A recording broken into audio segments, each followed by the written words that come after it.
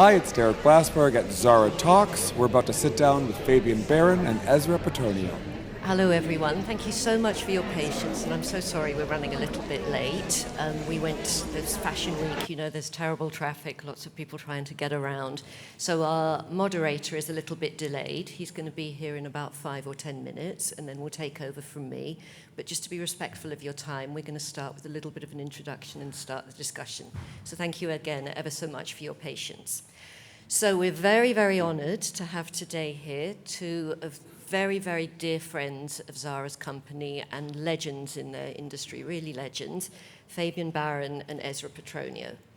There's a little bit of background to both of their work. Not that either of them need an introduction. Fabien Baron is a French creative director, photographer, and film director, whose influence on modern fashion media and branding is really difficult to overstate. He's led image-defining campaigns for several key fashion houses and overseen creative direction at Harper's Bazaar, French Vogue, and Interview magazines. His agency, Baron & Baron, continues to set visual benchmarks in the fashion, fragrance, and luxury industries. His design language blends stark minimalism with layered conceptual depth, and I know we're going to speak a lot more about that. Fabien Baron and Zara's 50th anniversary fragrance set, Final Black, is a 3-part fragrance collection created by Baron alongside master perfumer Alberto Morillas. Each refillable black glass bottle is sharp-edged and dimensional in text, is housed in a minimal acrylic case conceived as a sculptural objet d'art, and I'm sure a lot of you will have seen it here upstairs. Ezra Petronio, a legend also, is a New York-born creative director and image maker and co-founder of the wonderful self-service magazine, the Paris-based fashion and culture magazine. Through his agency, Petronio Associates, he's refined the visual identities of multiple luxury brands across the fashion industry over the last 3 decades. Petronio's work bridges photography, editorial direction, product design, typography, and overall brand art direction. He's recognized for combining strong visual storytelling with strategic precision across print and digital formats. We're so lucky to have you both here, gentlemen. Thank you very much. Ezra's Zara 50th product is a printed blanket, a wool cashmere blend blanket that's printed with one of Ezra's photographs of model Enik Mihalik. His image is reproduced across one side of the blanket's full surface, turning a studio portrait into a textile piece. The fabric combines warmth and structure of wool, along with the softness of cashmere, giving the blanket a really high-quality, beautiful hand feel, and it's one of the most striking pieces we have upstairs. So thank you, gentlemen, for both joining us here today. Our first question. You've both shaped how fashion communicates for 3 decades now. Starting with you, Fabien, you've said point of view is everything. And Ezra, you talk about encounters and convergence. What's the core philosophy that drives your visual decisions? Fabien. Well, definitely point of view, which is to me like you have to know what you want, and you have to know who you're working for. And I think what's important is, in the point of view, is to have your own ideas, your own set of rules, and follow that really critically and apply it across the board on different platforms. So I would say that my point of view is quite bold, quite simple, minimal, as been said, minimal, although I would call it like simple and direct. And I like to communicate things in a very, very clear way. So it's easy to understand and it's quick. I need the communication to go quickly because we don't have much time. Especially today in digital age, you don't have the time, because people are swiping really quick. So you need to give a message, in a quite rapid way. I would say that's, describe me quite rapidly. Yeah, yeah, and it's so hard to describe yourself in a little soundbite like that, isn't it? Ezra, what's the core philosophy that drives your visual decisions? I mean, I think I would, to follow, I totally agree with this idea of point of view. I think it's about having a really strong personal ideology, to really to believe in what what you do, to believe in your philosophy, to believe to have a lot of self-confidence. I think that you talk about a relationship. For me, what's very, very important too is just I always, as creative directors, we are also here to kind of transcribe and put into magic someone's a brief, someone's vision. So it's also about the really understanding and delving into someone's mind, whether it's a designer, a brand, and being able to, with our magic and our skill sets, translate that with a strong conviction. So I think it's really about personal integrity and being fearless, not being afraid to go to the uncharted route. It's very important, especially today. You see it today in today's landscape, and you see how difficult it is today for a lot of brands, a lot of people, for creativity in general. You really, the people that will stand out are those who do what they really, who are unafraid, and who follow their convictions. It's a very, very difficult mindset to have today in today's landscape, and well, that's how I would describe it in a way. I would add to this, like, we became like problem solvers. Yes, but like definitely. excellent problem solvers. Yeah, exactly. We have to take in consideration so many points, and the points that coming from the commercial side and from the client, and what we add to something is usually the spice or the little thing that's going to make that problem solve Exactly. really kind of new and exciting. Those are really interesting perspectives, thank you. You're both known for your work with magazines. From Interview to Self-Service, Harper's Bazaar to French Vogue, these are really legendary magazines that have shaped the industry. You've both reinvented those along the way. In 2025, what exciting possibilities do you feel print offers that digital cannot? Should you go first, since you have a magazine and I don't? No, I mean, I think they're really, they're two totally different emotional experiences. I think what print has to offer is maybe a different, experience of the subject matter. I think, we're so conditioned today in the digital age to, we're a device era. Everything's device era. So we're so used to, conditioned to look at things at a certain size, that's very compressed and it's very fast-paced. So yes, digital is wonderful because it's very experiential. You have movement, you have sound, but it's a very fast-paced. What print offers is a little bit more time to self-reflect. What print offers, is your capacity to really understand and to observe, and also if you talk about fashion imagery or any kind of imagery, that your perception of what you see for a fragment of a second on a screen is not the same when you open a page, nor is it the same if you see that same picture in a museum. It's the same with movies, it's the same with everything, same with music. You can listen to Honey Dijon track by yourself on with your headset, or in a car, or in a room, or dance to it in a club. It won't be the same emotional experience, and that has to do with how you want to live. So in that sense, print is a time capsule, is also a different experience. The other day, my kids, I was so happy. I was like, oh, come on, I just got this new movie on iTunes, and they're like, no, Dad, we're going to go and wait good movies. So it's also, how do you want to experience culture? How do you want to experience art? Voila. So I'm not saying digital isn't amazing. Digital is fantastic. It's about today, and it's another, it's another exploratory route.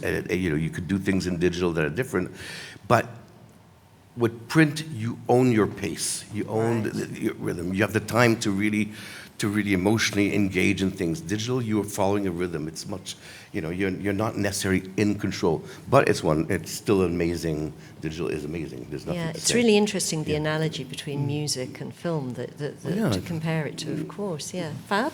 Okay. My relationship with print is long. I started working really early in my age, like 17. And I worked in newspapers. That's how I started here in France.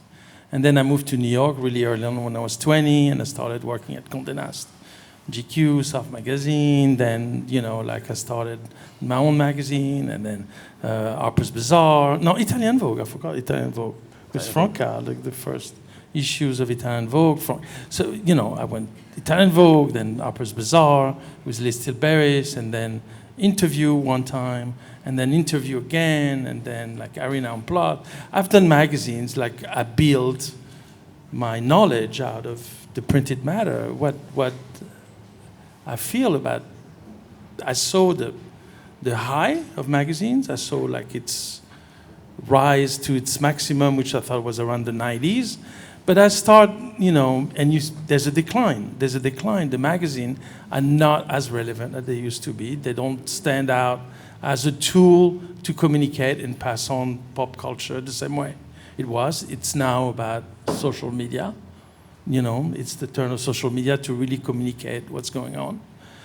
But there's something nostalgic about magazine that I like. And to me today, if I would touch a magazine, I would pretty much do it the way Ezra's doing it. Because I think his vision and his approach to magazine is not really, it's a much broader, bolder vision.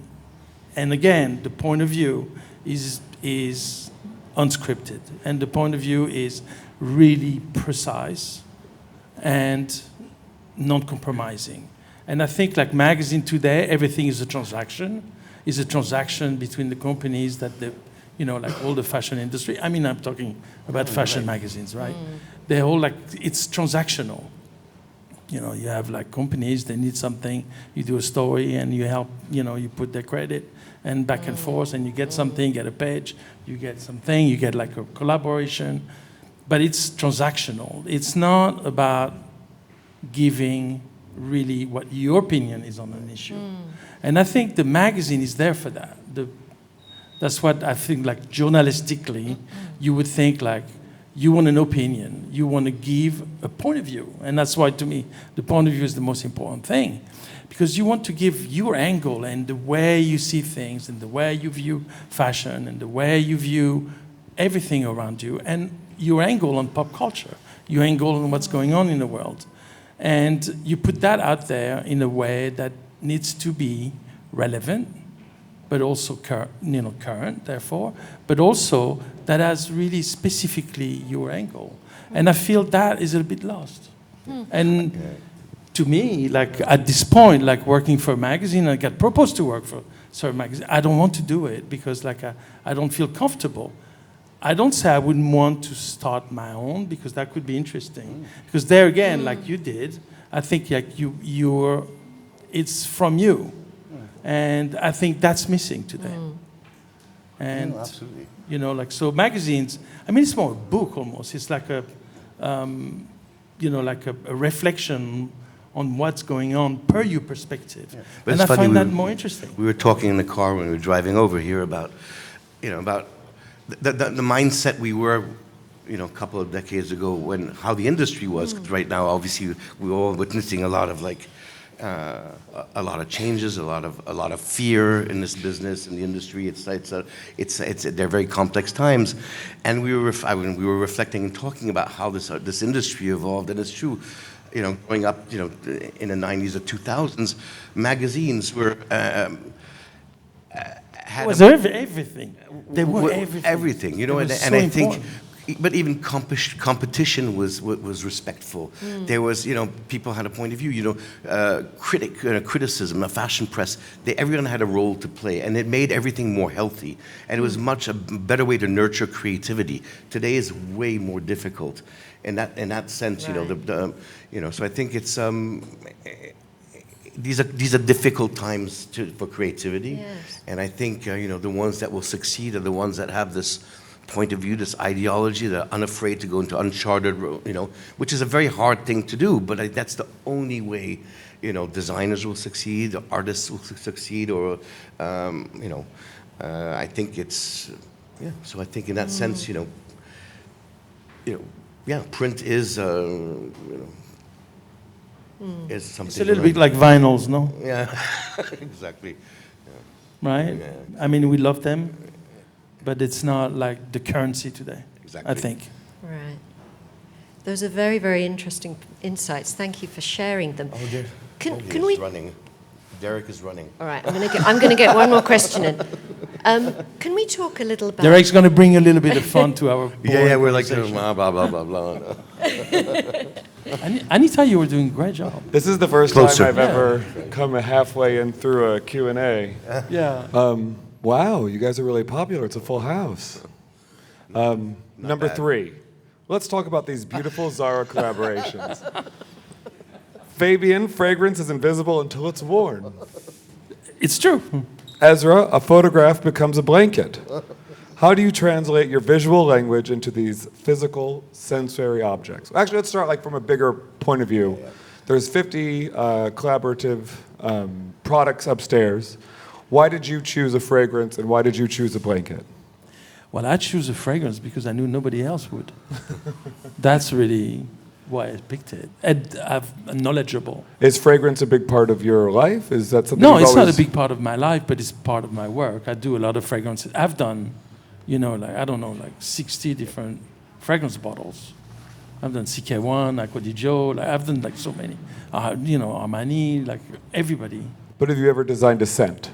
I never designed anything for me. Right. I designed for for Calvin, for Armani, for Gucci, for many.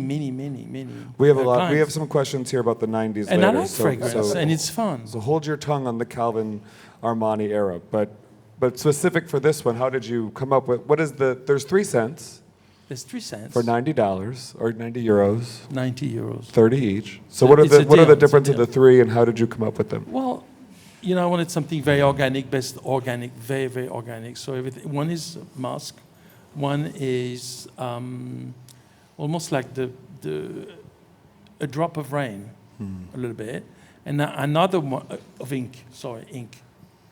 The smell of ink. You mean like on Because it's black. Anything that is black, and volcanic rocks. A little bit. That's the idea. And was it easy to find the smell of volcanic rocks? Well, it was for the guy who did it. The nose. Yeah, for the nose. The nose Yeah. is excellent. It's so good. Ezra, what about your blanket? You chose how did you come up with a picture of a Nico? Oh, no. I mean, what can I say about that blanket? I mean, You're cold. that I was cold. I want to cuddle with Nico by the fire. I don't know. It's. I just like the disconnect between. I love enlarged Polaroids. I just thought it was a very 70s looking picture. I mean, there's not much I can really delve intellectually on why, that combination worked. But I just thought it was just. I love some of these old Polaroids. It was a fun way to just blow it up and do something that's a little futile. And What was the picture from? an old self-service shoot. We did a right. lot. Yeah. So nothing in particular. I just love that picture. I think she's an empowered character. I love those kind of portraits I've been doing for a long time of empowering strong women that have a sense of identity and beauty, and so I think she's one of my favorite models I've shot. You both, I know that's a picture from the archive. Yeah. And you both have done such varied work in both commercial agencies, but also a lot of personal work. How do you flip-flop between doing things for yourself, whether it's a book or a magazine, and then appeasing much bigger deliverables with big commercial clients?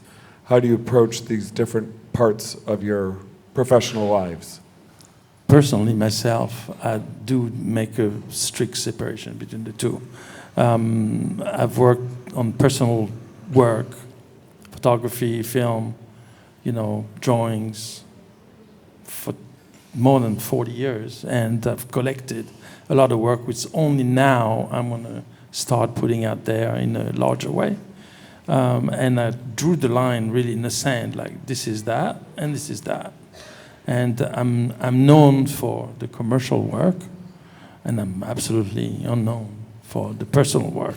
So it's interesting. I feel like at my age, because I want to start to do something with that work. I'm starting to. It's like going 2.0 again. And it's interesting. Have you made a choice not to put as Well, much I'm looking for personal a gallery. I'm Yeah. like, I'm, Yeah. like starting printing, and like it's a lot. It's a lot. It's a job. Yeah. It's a lot of work, and like doing sculptures and doing like three-dimensional objects, and so it's in the works. That's the next. That's the next step Project. for me. Yes, I would think. And Ezra? I mean, I just view my career as a creative journey. I was very fortunate growing up with a father who was a creative actor, a mother who was a tap dancer, and I actually was working in photo labs and stuff very early on. I was in high school in Paris, Lycée Montaigne, doing the newspaper. So I think, we had explored all kinds. I was, exposed to a lot of different, I'm a drummer, I'm a photographer, a lot of different things. And obviously graphic design was maybe the first You're thing. a drummer? Oh yeah, frustrated drummer. But wow. yeah, I still have. I don't think I knew your mom was a tap dancer. Oh yeah, I was a tap dancer for 20 years. Absolutely, I can do Can a you time do step. it? Oh yeah, I can. wow. I'll do a little time step. Yeah. We're going to make you do it times. Maybe not now, but maybe. I can. Actually, there's some pictures of me tap dancing in the old self-service. If someone finds it, then you.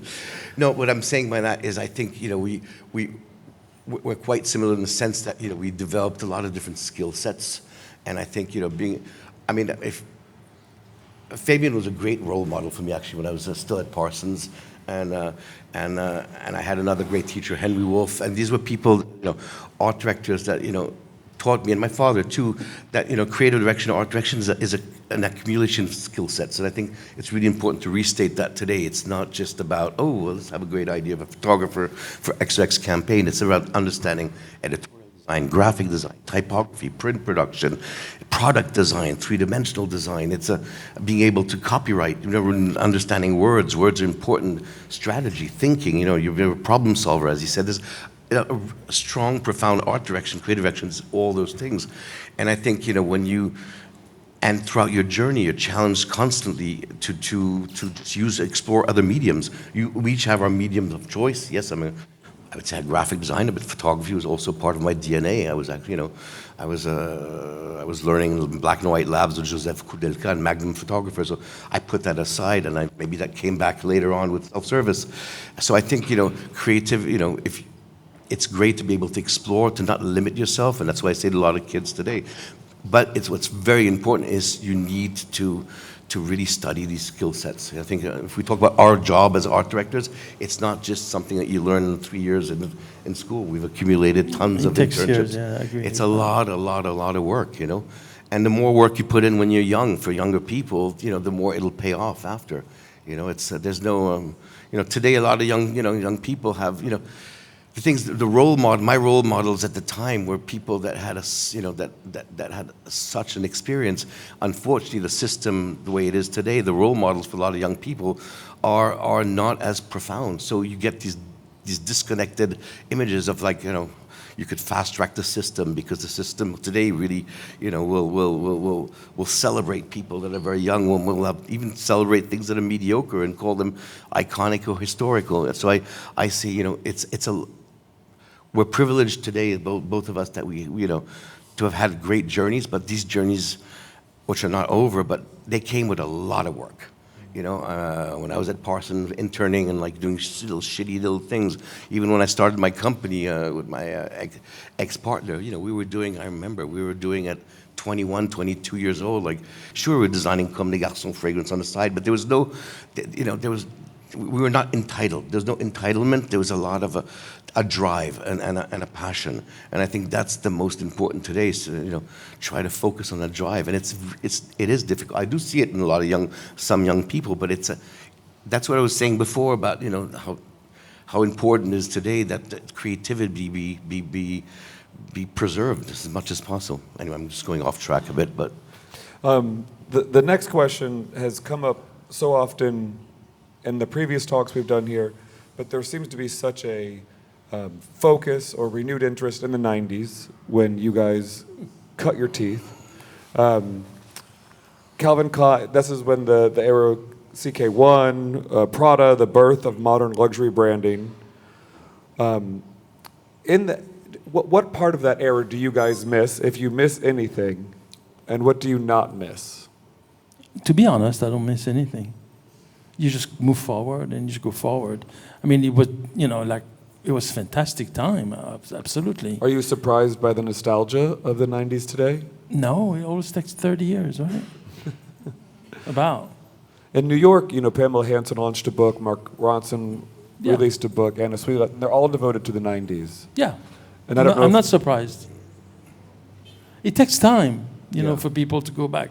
It's like, me when I grew up and I started working in fashion, I was intrigued by the 60s. It's all cyclical. Yeah. Do you ever? I was into Avedon, I was into Pen, I was into like all that time. So you're not surprised that we're having No, a I'm 90s not resurgence? surprised. There would be a revival about Yeah. this moment as well. Ezra, are you surprised by the 90s? It depends from what perspective you talk about the 90s.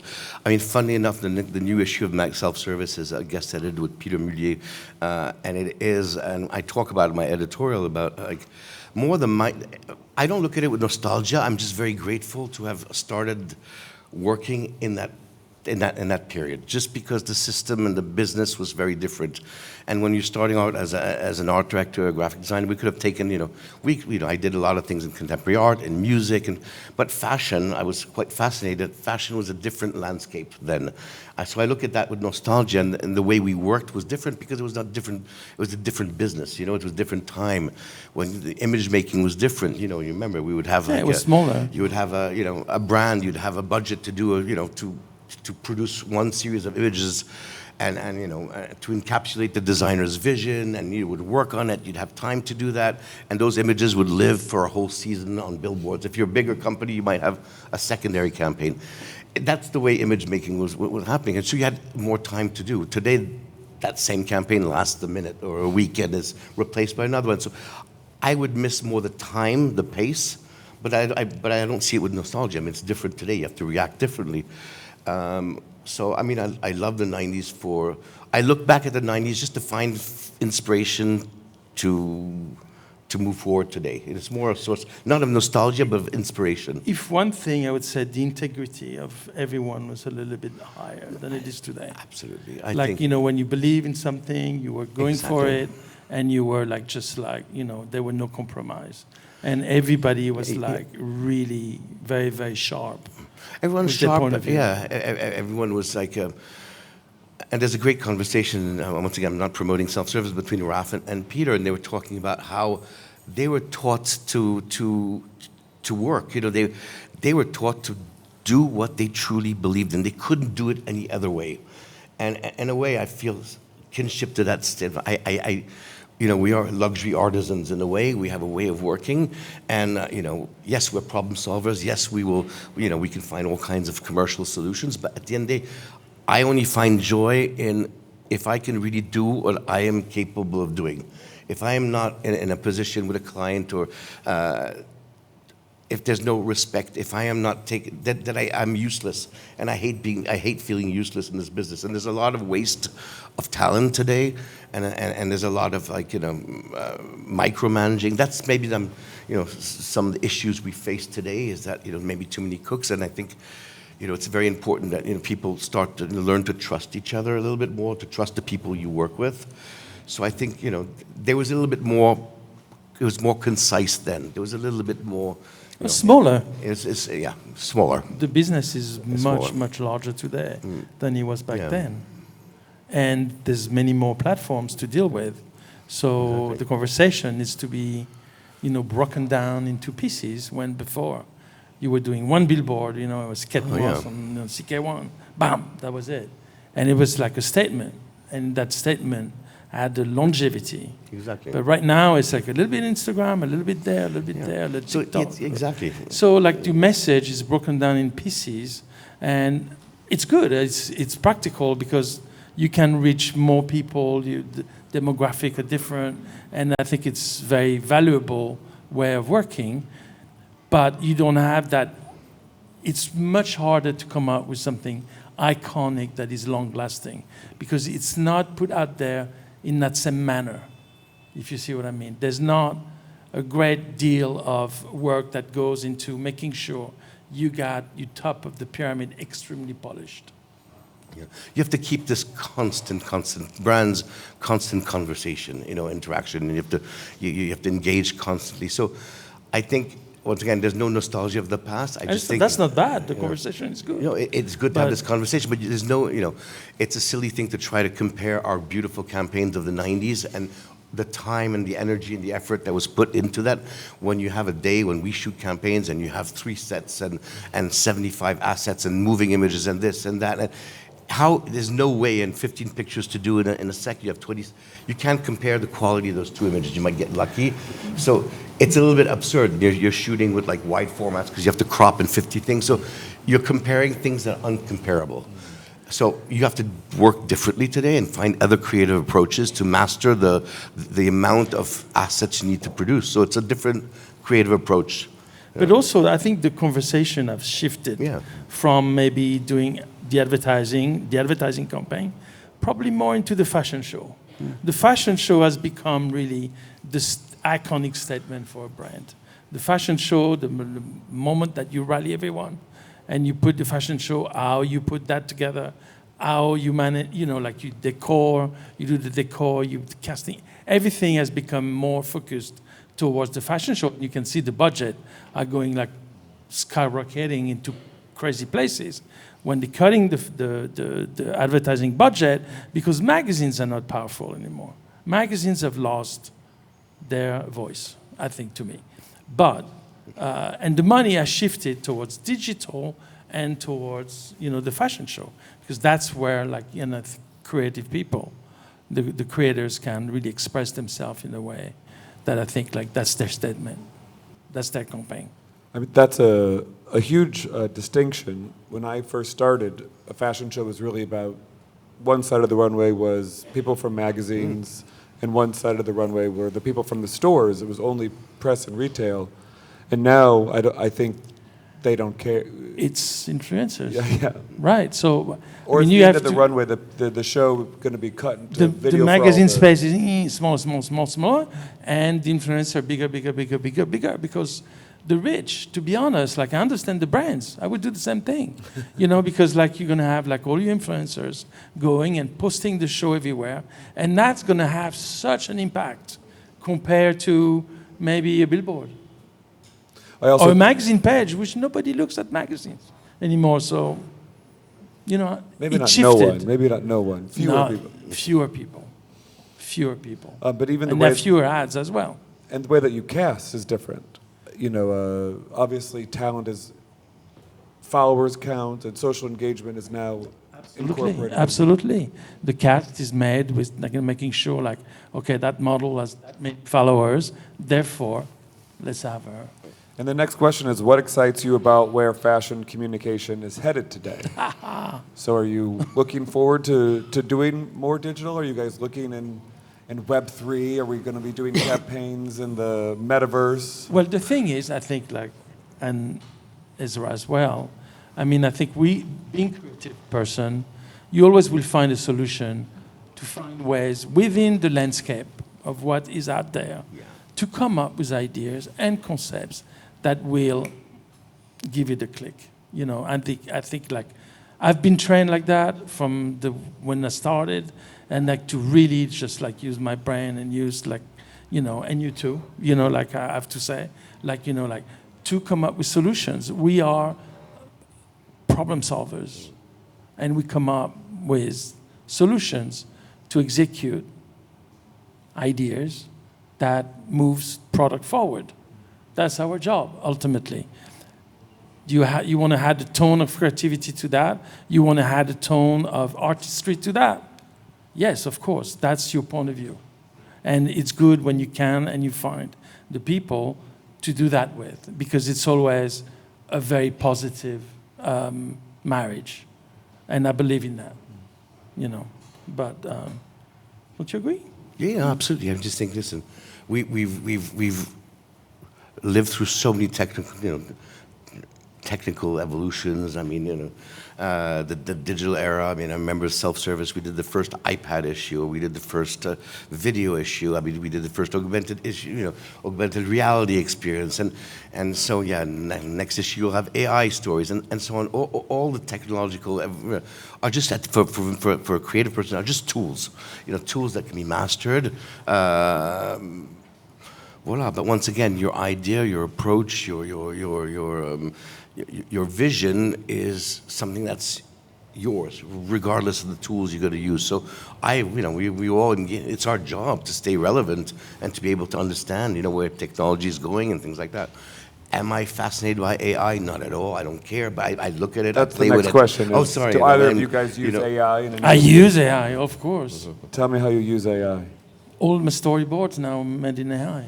You use it as For films, it's like the time you have to spend to look for pictures like this one, that one, to make a storyboard, You it's a use it nightmare. as a reference, As a reference, Find yeah. me Yeah. find me Richard Avedon's picture. No, not find me, make that picture, create that really? image.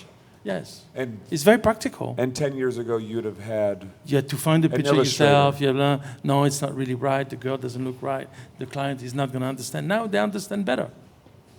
So it's a tool. Yes, it is a tool. It's a great tool. And, we as creative people have to find how we can use this tool in a way that to communicate what, we want to convey. The choice ultimately is human. AI doesn't have choice. They just do what you want. You still have to pick. You still have to have the taste. You still have to have the creative mind to execute. You mean like taste is human, Yeah, taste, yeah. but AI is helpful. It's a tool. I agree with Ezra. To me, Ezra, it's a do you tool. use AI at all? No. I mean, no. I actually think Fabien. Many people use it and deny it. So I'm happy to Listen, hear it's a living great tool. Like honestly. when the computer came out, everybody said, "Hey, computers! I can't cut with my scissors." You know what? Very good to have a computer. Oh my God, the fonts, it's great. I'm actually Yeah, going to the- digital. I you know, use like- AI. I'm not. Do you want to ride the horse outside, or you want to go take a cab? I take a cab. You move on. Yeah. You have to move on with the tools you have, and stay curious. The point is, you need to stay curious and an open mind, because curiosity will help you understand that tool. It's just a language, so you need to be curious about it. You need to learn, and you cannot be afraid of what's going to happen. You just the unknown is good. It's Oh, I part of forgot. life. My last editorial was written by ChatGPT. Well, not the new one. The past one is a ChatGPT, so I did use it. I think it's inescapable now. I use it. Absolutely. Yeah. Creative direction has evolved from controlling every image to orchestrating content across various platforms. What new opportunities does this create for storytelling? Well, I think it divides the concepts. You have to have an overarching concept, an idea, something that's solid, and you could sift it to a couple of words, right? But after, the messaging of that can be divided in so many ways. You don't have to say everything in one image. Like before, you had your billboard and your advertising ad. It was just 2 images, 3 images tops. Now you can have that image for the magazines, or that image as a key image for Instagram. But then you can have the BTS, and you have all these other layers in which you can communicate your idea in a different way. And you can set different things at different layers, and your message is just more complete, is just more refined, because you attack it from it's like a layered cake, So you can say different things at different places, yet the overarching vibe is still sift down to something very clear and concise. He summed it up quite well. I mean, yeah, we are faced with these huge, complex narratives to put together. It's just thank God we have the experience to engage in these kind of projects, it just requires an amazing attention to detail. Like as you're saying, I love it. I think myself, the idea know, of like working on different layers is you know, if you fantastic. want to do a TikTok that's successful, then you have to really understand the world of TikTok and work with someone that's going to do it in a way that we don't know necessarily how to do it and how to reach those people. If you want to, so well, it's really understanding. So yeah, that's part of our job today. And you learn to think differently. You learn to think like, okay, that's the picture, that's the main picture. But that's going to be for TikTok, that's going to be for Instagram. That's Just the great. challenge is keeping the quality, the overall quality of things. You know, the more you do, the more you work, the more it's if you dilute things. And also, it's, you know, the stronger brands today are the ones that invest a lot and are able to have a coherent message throughout, you know, throughout their social media, their whole communication. And that's hard. That's a big challenge for a lot of brands because they can do some beautiful campaigns, but if they don't follow up with a consistency on all their multiple channels, then you dilute your brand completely and you get very confused communication.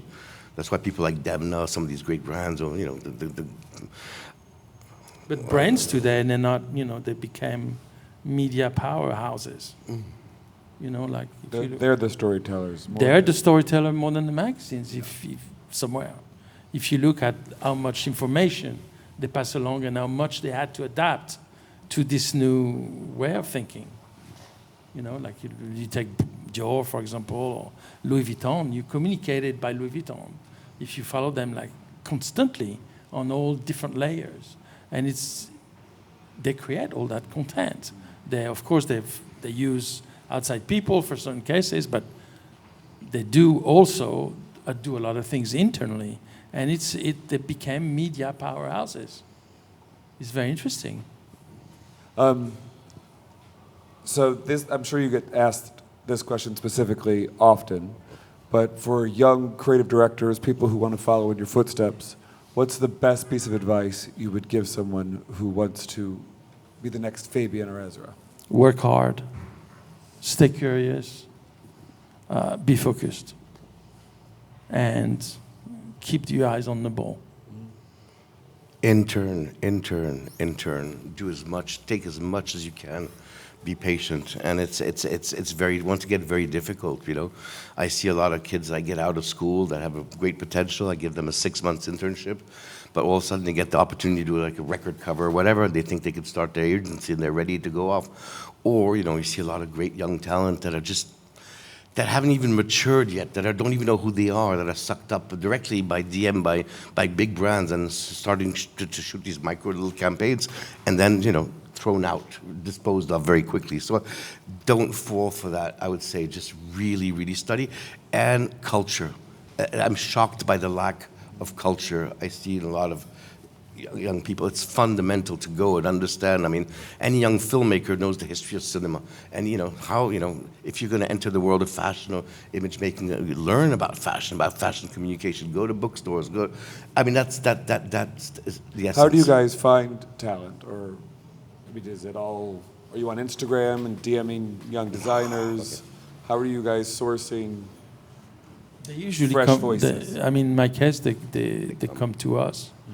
You know, they see the website, or they come through us through Instagram, but they call us, and you know, we have an internship like program, you know, that is constant. So like they know. I think like, you know, like I found amazing people, young, so fresh and super talented and very, very good, and very much like, you know, in tune with what's going on. So very, very interesting. That keeps me young. But I think that's an interesting point of view. There are many, I remember when Twitter began, and there were so many people in the fashion space who were resistant to launching Twitter, and obviously Instagram launched, and I think being open to these new points of view is a skill, and it's not always the case. Well, yeah, I mean, like, yeah, I agree with that, yes. One word each. Fabien, describe Ezra's work, and Ezra, describe Fabien's work. I said bold. He's bold. You already His asked. work is very bold. Bold. What about you, Ezra? How's Fabien? Pure. Oh, thank you. Pure and bold. Like maybe Bold we can and pure. do something A together. fragrance. Thank you, Ezra, so much. Thank you very much, everyone. Thank you, Fabien. Thank you, everyone, for coming.